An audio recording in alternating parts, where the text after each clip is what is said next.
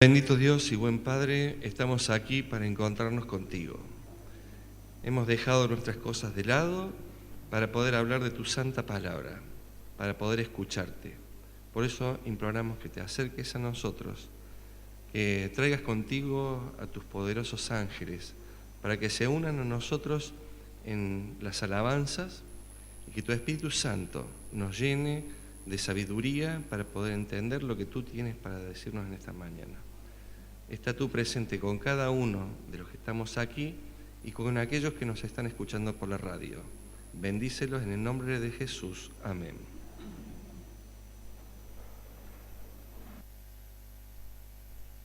Aquí en este lugar de culto para encontrarnos con nuestro Dios. Hemos cantado al principio acerca de... A ver, ¿se acuerda alguien? ¿Cómo era el himno que cantamos? Fuente de la vida eterna. A eso hemos venido hoy, a la fuente. Hemos venido a encontrarnos con nuestro Padre Celestial para poder salir de aquí cambiados, para que Él nos marque lo que debemos hacer. Y para eso, en principio, y tratando de acompañar a aquellos que nos están escuchando por radio, les voy a comentar que hay proyectada una imagen con una pregunta que está arriba. Dice, ¿qué es esto? Y vemos a dos personas que están en un par de botes flotando sobre un basural acuático. ¿Qué nos muestra esto? Aquí vemos a otra persona en un lugar similar. ¿Qué nos muestra? La gran contaminación que hay. Pueden estar reciclando algo para poder subsistir. Aún en ese río que vemos tapado por la basura, hay algo. Pero ¿realmente esto es suficiente? ¿Eso es justo? ¿Les gustaría a ustedes estar dependiendo de la basura para poder subsistir? Entonces, si estamos todos de acuerdo que ese no es el lugar, que eso no es lo que debería ser, vamos a buscar qué es lo que Dios nos está pidiendo a nosotros, a mí en primer lugar, acerca de esto. Y vamos a ver unas imágenes más. ¿Alguien sabe qué río bíblico famoso es el que estamos viendo aquí? Es un río que muestra unas islas, unos veleros y algunos barquitos. Las islas con mucha vegetación, pero después hay desierto. Esto es el Nilo. Muy bien.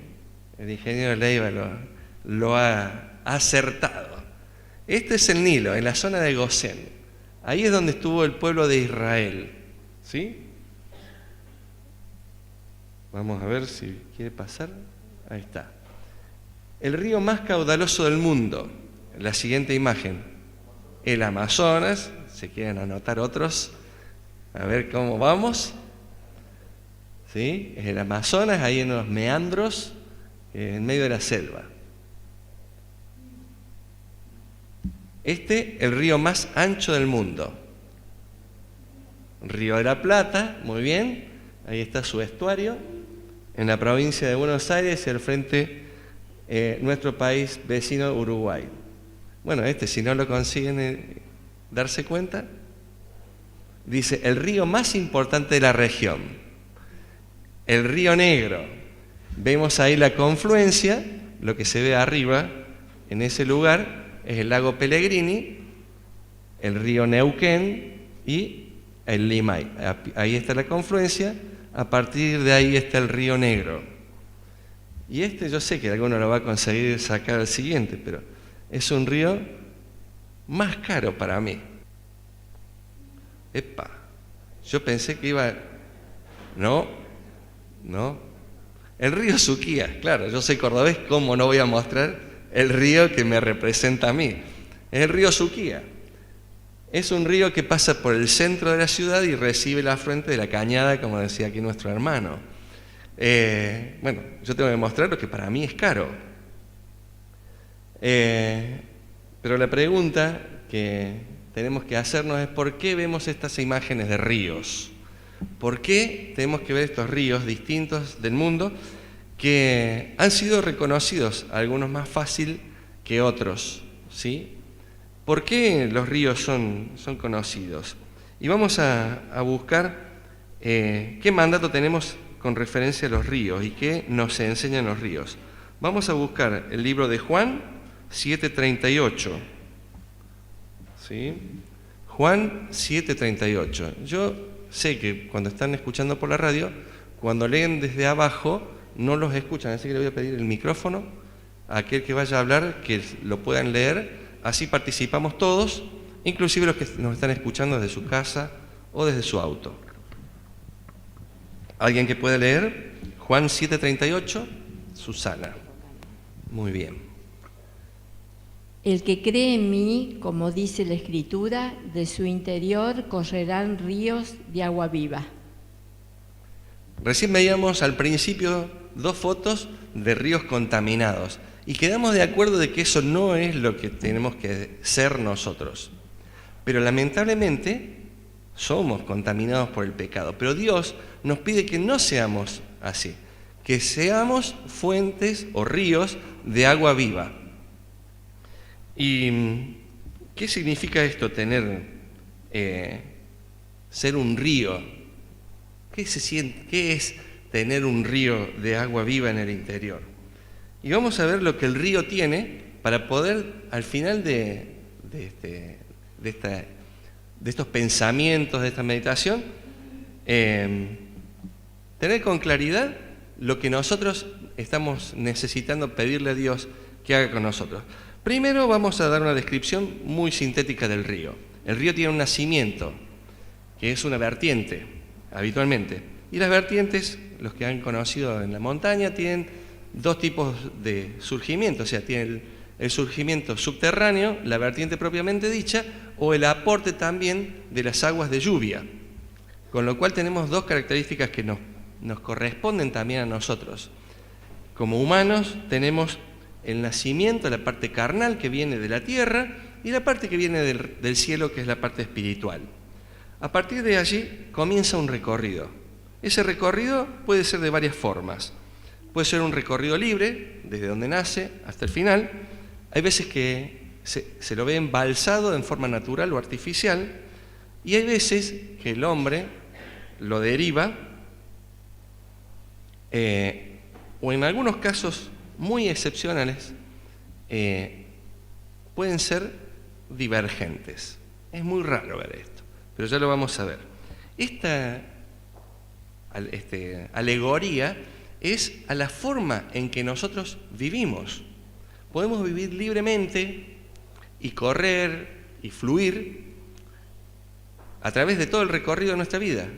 Hay veces que las pruebas, las dificultades o nuestra situación nos produce un embalse y nos estancamos en la vida. Y hay otras veces que tenemos divergencias que no sabemos hacia dónde seguir. Esa es la forma como nosotros vivimos. Y el destino es desde donde nace hasta donde culmina. El río habitualmente es convergente, o sea, va recibiendo afluentes de otros riachos, de arroyos o de ríos que van produciendo el crecimiento de la vida de este río. Y llega a un río con un nombre determinado, como veíamos nosotros. El Limay y el río Neuquén mueren en la confluencia para formar el río Negro. Puede ser que se encuentren en un lago y que allí culminen. Discúlpenme, yo voy a hablar de Córdoba.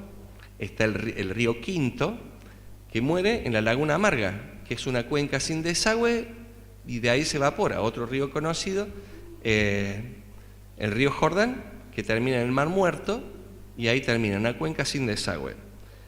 Después hay otros, como el río Desaguadero, que viene desde Mendoza, que llega a una zona desértica y es absorbido. Y no llega a ningún lado. Muere dispersado en la arena. Se lo tragó la arena.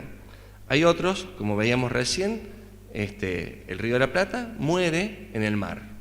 Su afluente llega hasta el mar, hasta ahí llega. Y otro caso, que es el más raro, es el río Divergente. Cuando ustedes vienen recorriendo el camino de los 7 lagos y cambian para bajar hacia San Martín de los Andes, hay un puente que muy poca gente se detiene a observar esta particularidad. Ese río viene bajando desde el centro de esquí Chapelco, desde esa zona, y ha recibido el afluente de varios ríos o de varios arroyitos. Pero cuando llega abajo de ese puente hay una particularidad. El río viene y se encuentra en una divisoria de aguas, en un lomo, digamos. Y parte de ese río chorrea hacia la derecha y parte chorrea hacia la izquierda. La particularidad de este caso la detectó el perito Moreno, ¿sí? Y esto un poquito de historia, hago un paréntesis. Ese punto fue el primer punto de conflicto en la Patagonia que tuvo que resolver en una forma atípica. Porque la generalidad de la ley, de las pendientes de las aguas, indicaba que todo el terreno y la cuenca que derivaba hacia el Pacífico pertenecía al país vecino de Chile. Pero las del Atlántico pertenecían a Argentina. ¿Cuál era la particularidad? El agua que iba hacia la derecha daba la vuelta y desembocaba al lago que está ahí en San Martín de los Andes, el Lácar. Gracias. El lago Lácar, ¿a dónde desemboca? Al Pacífico. O sea que a partir de ese punto, hacia el sur, debería ser todo de Chile. Pero el agua que va a la izquierda da la vuelta y se va al río que viene bajando de San Martín de Junín de los Andes. Y ese río pasa a ser afluente del Neuquén, Río Negro, Viedma, Carmen de Patagones, desemboca en el Atlántico. ¿Cómo resolver eso? Eso es un río divergente con una particularidad única en el mundo. Y el genio de Perito Moreno lo resolvió favorable para Argentina. Gracias, Perito. Bueno, volvemos a los ríos. Lo importante, una de las cosas más importantes es esto. ¿A dónde va a terminar ese río? ¿Cómo va a ser el fin de nuestra vida? Y estas historias que Jesús va pidiendo de que nosotros seamos, a través de las parábolas y de los ejemplos, nos tienen que llevar a reflexión. Salomón dijo, lo más importante de la vida no es ni el cumpleaños, ni cómo lo vivamos, sino qué día es. El día de la muerte. Eso lo tiene expresado en el libro del Predicador. Allí él expresa esto: el día de la muerte es cuando se cierran todas nuestras historias. Y ahí vamos a ver para qué hemos vivido. Ese día es el día en el que se cierran las historias. Lo que nosotros hemos hecho ha quedado atrás. ¿A dónde va a ser la entrega de nuestra vida? ¿Va a ser al mar para que vuelva a surgir? ¿Va a ser a un lago para que vuelva a evaporarse el agua y reiniciar el ciclo de la lluvia? ¿Se va a perder en un arenal y que nadie sepa a dónde va? ¿Va a ser divergente, que al final no fuimos ni una cosa ni otra? Dios en su sabiduría nos ha dejado ejemplos fantásticos. Yo les aseguro que hace mucho tiempo vengo preparando este tema y la verdad es que da para hacer muchos sermones, no uno solo. Pero vamos a pasar rápido ahora a otras características que tiene el río, que eso no está expresado en la Biblia directamente, pero cuando leemos acerca de las características de un río y vemos lo que necesita un río para ser, vamos a poder tomar para nosotros particularidades. Alguien que busque Salmo 90, 10. Otro que busque, Salmo 102, 12. A ver, voy a pedir que me levante las manos. Aquí tengo varios versículos. Salmo 90, 10, ¿quién lo va a leer? Uno nada más. ¿Sí? ¿Cristian? Salmo 102, 12. ¿Sí? Irma. Lucas 11, 4. ¿Quién busca Lucas? ¿Sí, hermana? Voy a buscar, hay 5 versículos más. Mateo 25, 35 al 45. ¿Alguien que pueda leer Mateo? ¿Sí? Juan 13, 35. ¿Sí? Allá atrás, Dani. Hechos 2, 1. ¿Sí? Segunda de Crónicas 7, 14. ¿Otro? ¿Sí? ¿Otro hermano? Salmo 126, 6. Y por último, Salmo 40, 1 al 3. ¿Alguien? ¿Sí? ¿Vos? Bien. Bueno, vamos a comenzar a leer Salmo 90, 10. ¿Quién lo tenía? Sí, listo. Algunos llegamos a vivir hasta 70 años, quizás algunos alcancemos hasta los 80, pero aún los mejores años de entre todos ellos están llenos de dolor y problemas. Pronto pasan y nosotros pasamos con ellos. Es un salmo poco conocido este. No lo leemos seguido. ¿Qué particularidad tiene este salmo comparado con un río?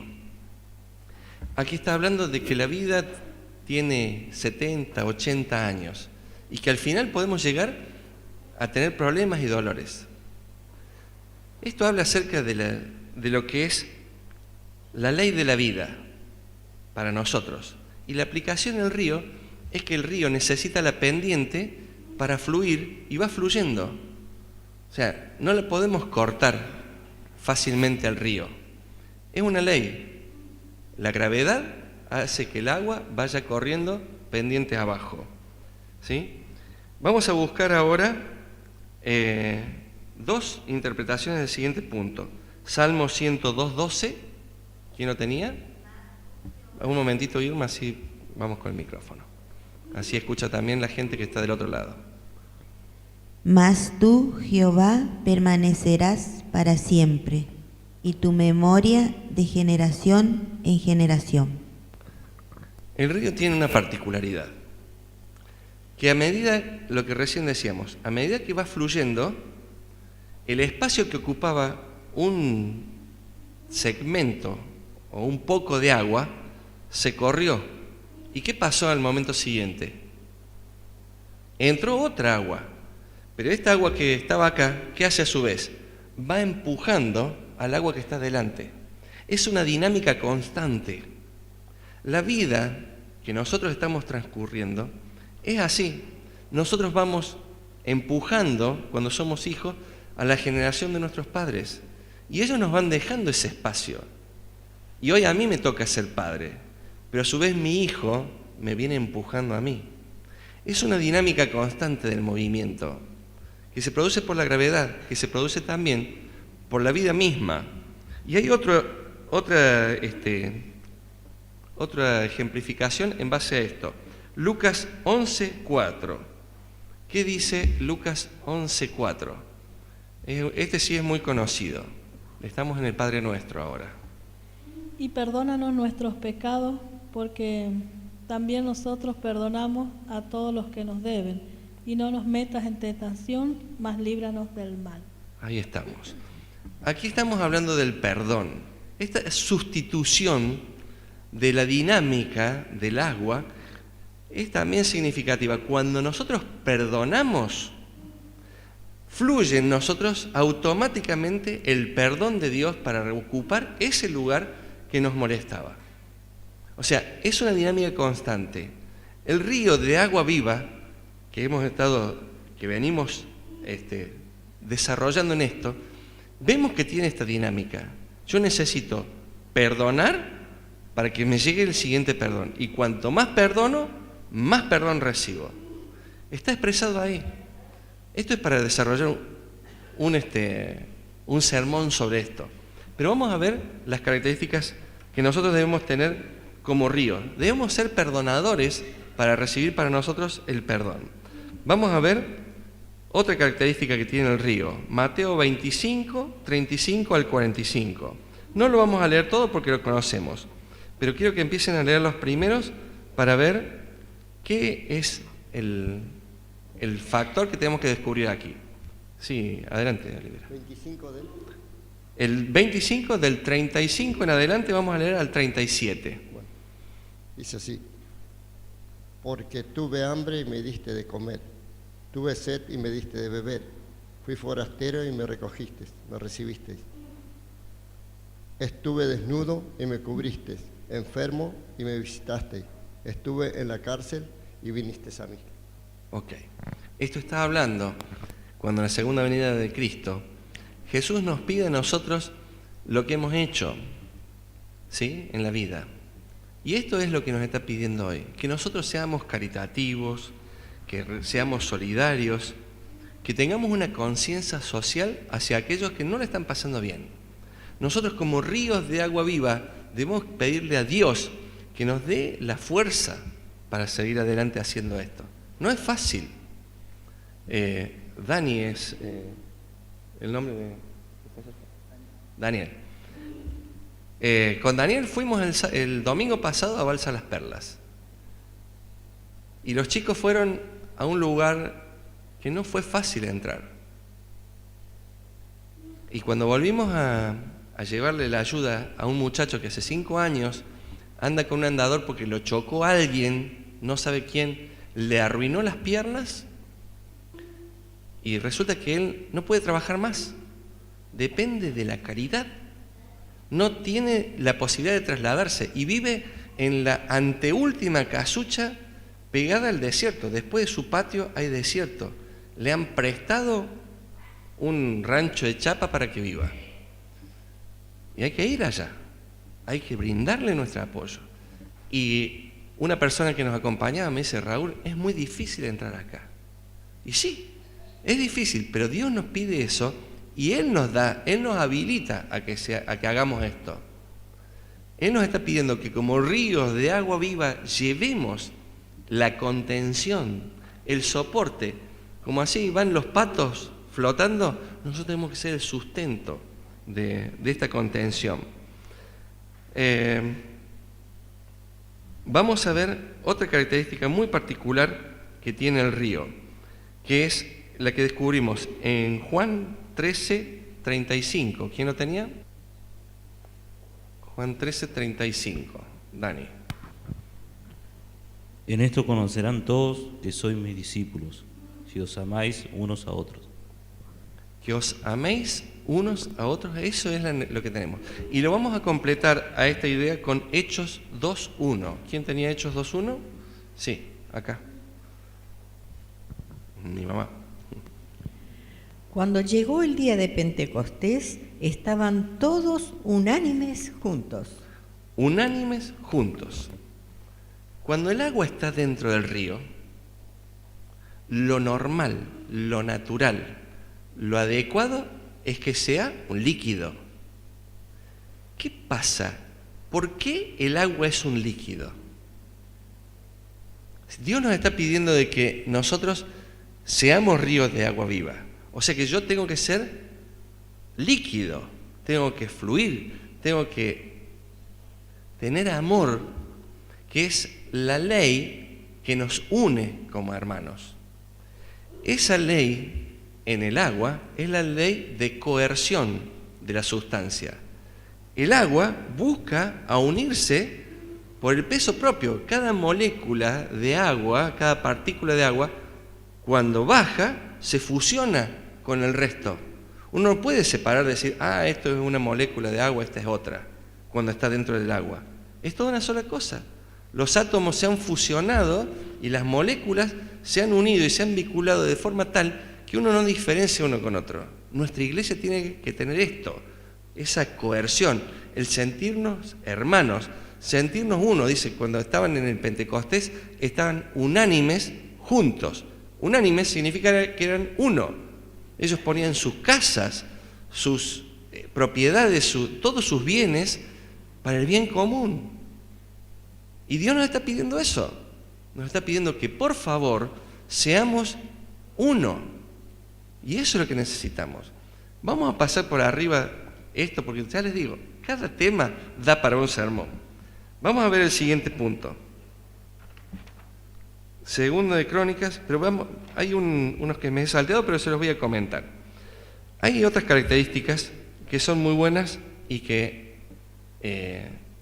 vamos a pasar rápido porque si no, no nos va a dar el tiempo.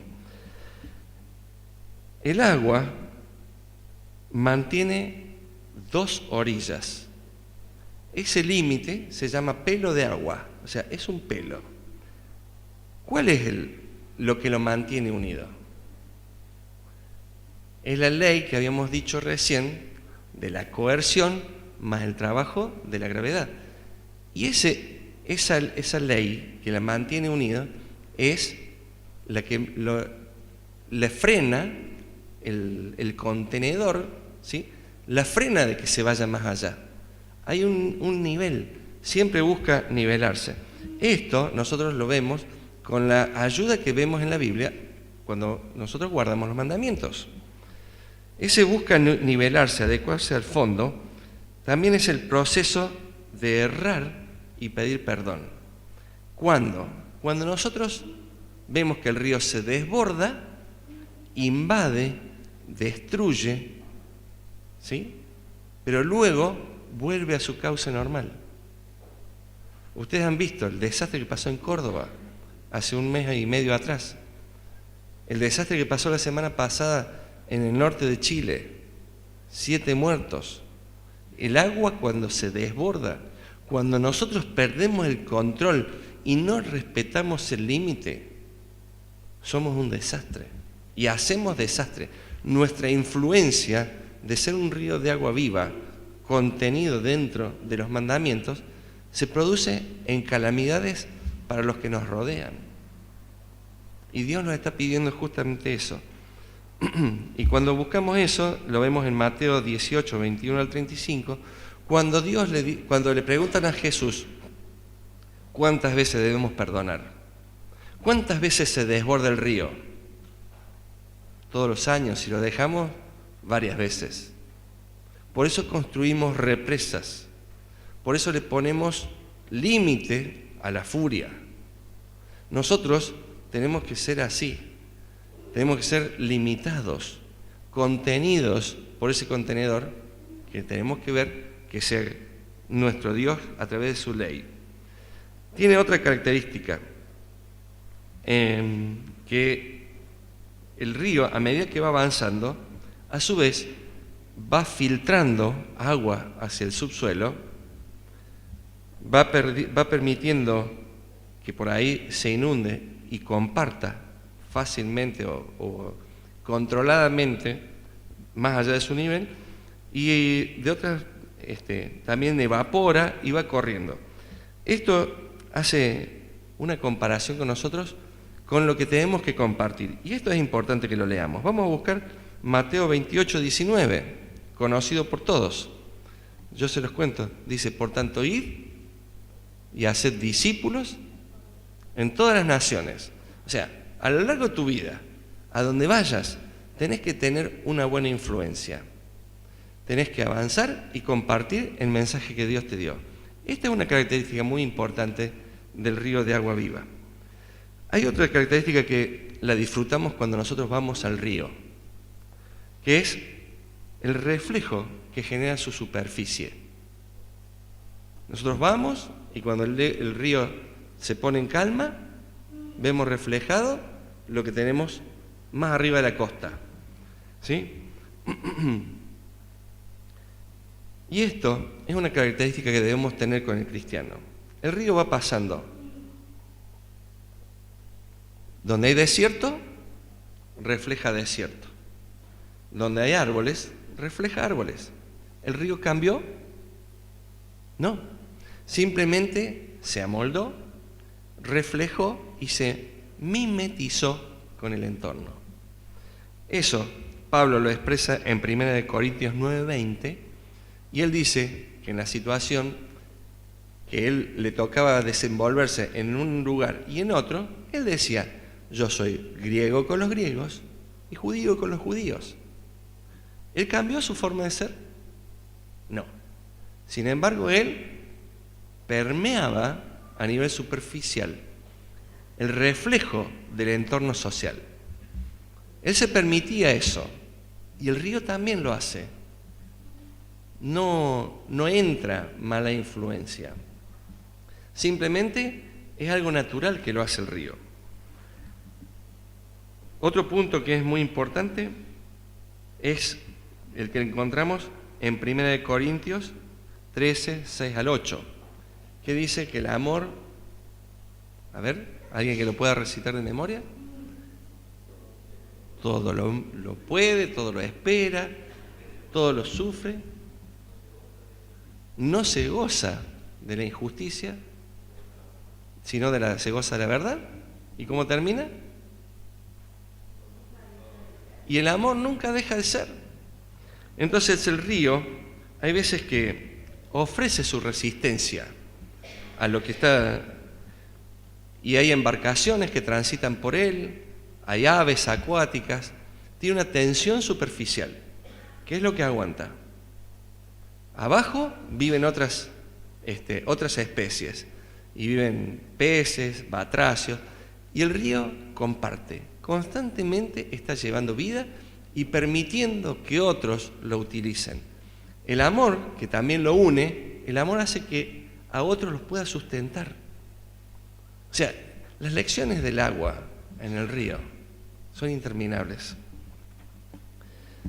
Pero vamos a las dos últimas, que es acerca de que cuando el río empieza a moverse, ¿sí? Vamos a buscar, había pedido 2 de Crónicas 7:14. ¿Alguien lo tenía? Allá, sí. Y si se humilla mi pueblo, sobre el cual mi nombre es invocado, y oran, y buscan mi rostro, y se convierten de sus malos caminos, entonces yo oiré desde los cielos, y perdonaré sus pecados y sanaré su tierra.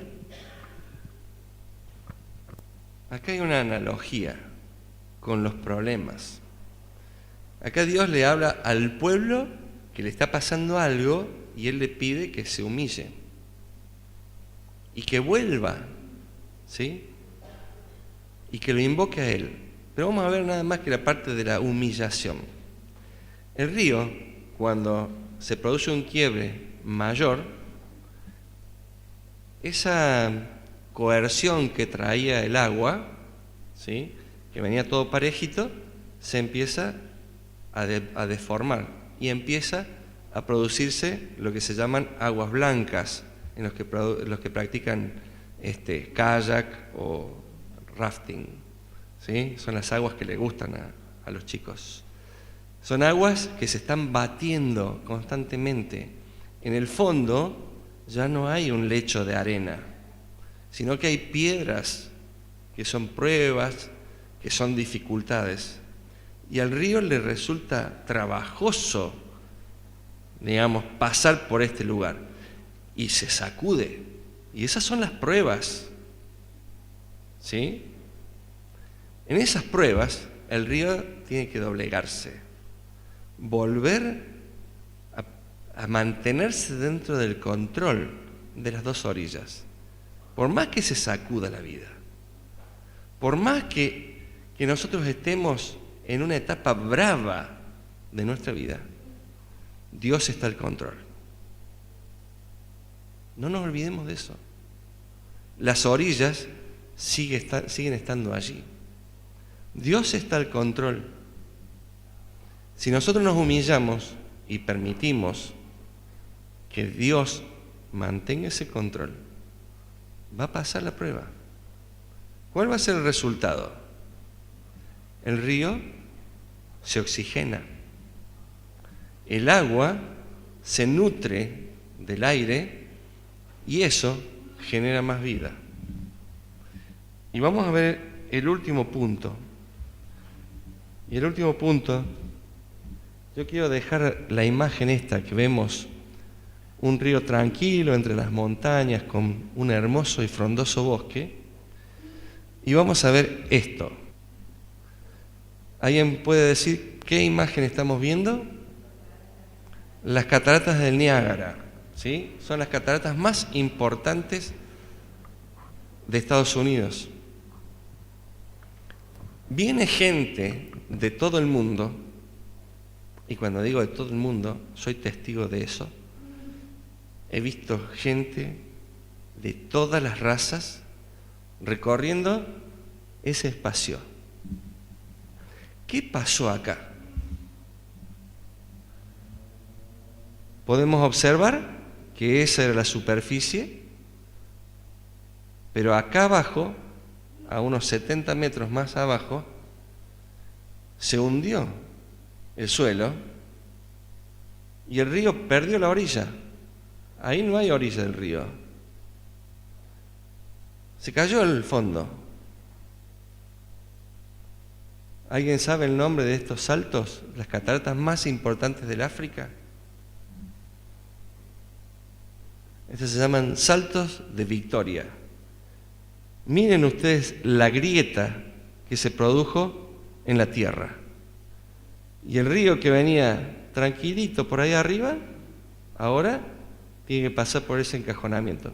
Pero sin embargo acá hay una caída que es impresionante. Nuevamente una ruptura del soporte que es terrible. Bueno, esto no hace falta ni decirlo, ¿no? Las cataratas del Iguazú, con el famoso salto de la garganta del diablo ahí al fondo. Nuevamente vemos una grieta y un hundimiento del suelo. Esta es la menos conocida. A ver si alguien sabe dónde está esa cascada, lo invito a comer a mi casa. Bueno, vamos a hacer dos nomás hoy.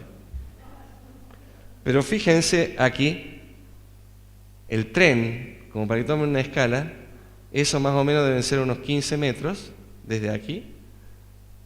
Todavía sigue para abajo un poco y es hasta allá arriba.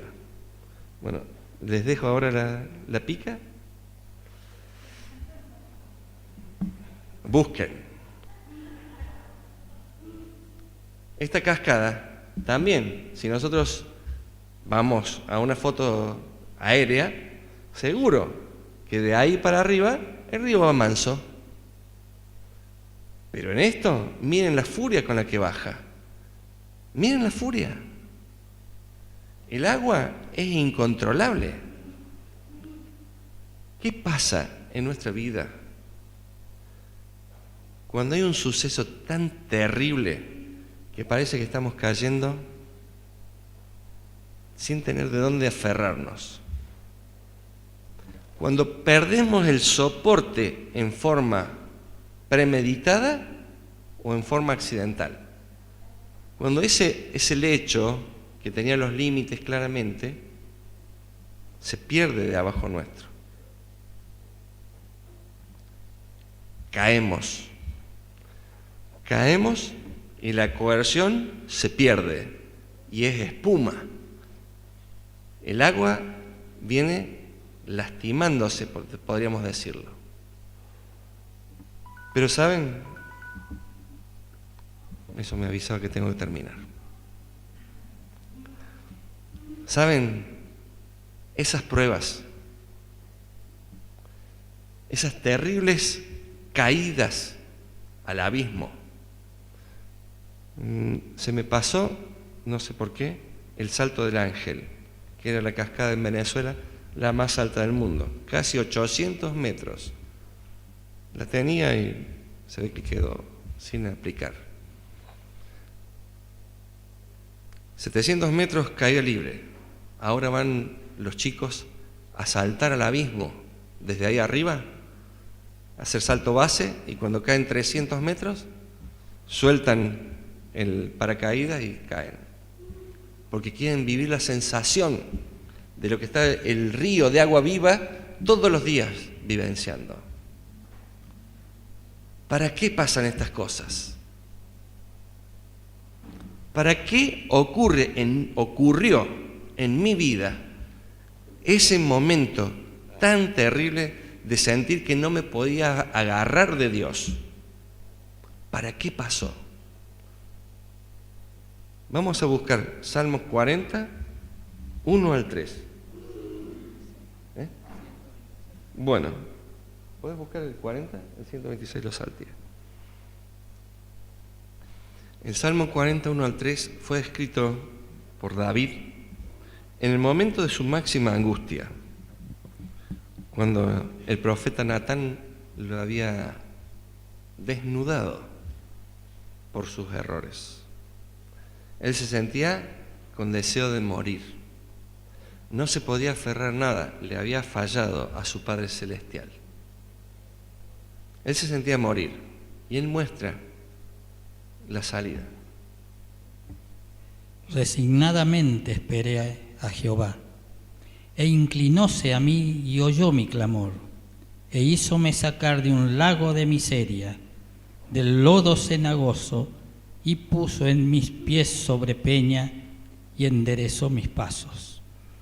Puso luego en mi boca canción nueva, alabanza a nuestro Dios. Verán esto muchos, y temerán, y esperarán en Jehová. Amén. Es otro ejemplo.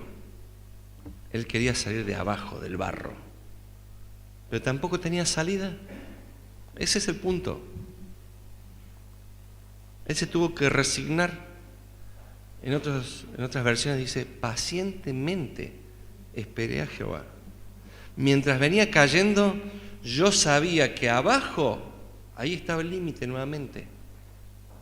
Pero nos cuesta, cuando venimos cayendo y cayendo y cayendo por las piedras o en la caída libre, el agua no cae prolijita así en forma de tubos. Cae dando vueltas, deformándose. Si ustedes pudieran sacar fotos seguidas o hacer una filmación en cámara lenta, podrían ver que cada gota de agua no viene con la forma del dibujito, viene moviéndose, porque hay desesperación en volver a unirse. Hay terror en esa gota que viene golpeando o cayendo. No tiene dónde agarrarse. Yo lo he sentido en mi vida. Yo sentí que no tenía sustento de nada ni de nadie. Hasta que, pacientemente, Jehová me marcó los límites. Y cuando llegué abajo y me encontré nuevamente con Dios, cuando me encontré con mis hermanos que me pudieron abrazar, con mi familia que me contuvo, con esos ríos de agua viva que me brindaban esa contención, esa coerción, con Dios que me daba los límites, con el trabajo que Dios me marcó para que brindara a los demás de su amor. Ahí nuevamente pude vivir. Y cuando miré para atrás, vi una cascada a donde yo había estado. Y otros, al verla, alabaron a Dios. Y quien viene a mí, yo le digo, yo estuve ahí. Yo pasé por esa prueba. Y la razón para que esa prueba la haya sufrido es para alabar a Dios. Es para saber que después de la prueba, Dios me está esperando. Y hoy yo estoy transitando nuevamente dentro de los límites del amor de Dios, de la ley de Dios. Y otros vienen de todo el mundo a ver esto. Y yo me tuve que ir hasta la India para sacar esta foto. Nah. Internet me permitió esto. Se llaman Daksagar, las cascadas estas. Otros al ver la prueba van a admirar el trabajo de Dios en tu vida. ¿Vos estás pasando alguna prueba? ¿Estás sufriendo por alguien de tu familia? ¿Estás sufriendo por tu salud? Son pruebas que nos sacuden. ¿Tenés problemas laborales? ¿Qué problema es el que te acosa y te sacude? ¿Cuál es ese problema que no sentís que tenés de dónde aferrarte? Quédate tranquilo. Dios te está esperando. Y Dios necesita que tras la prueba alabes a Dios y seas un río de agua viva que muestre en cada metro de su recorrido el trabajo del Espíritu Santo en tu vida.